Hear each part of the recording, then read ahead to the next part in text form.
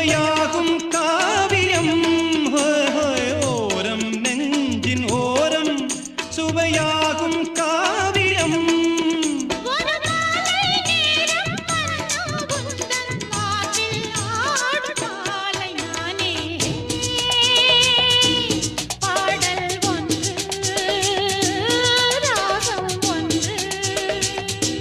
சேரும் போது அந்த கீதம் அதை மீண்டும் மீண்டும் கேட்க தோன்றும் பாடல்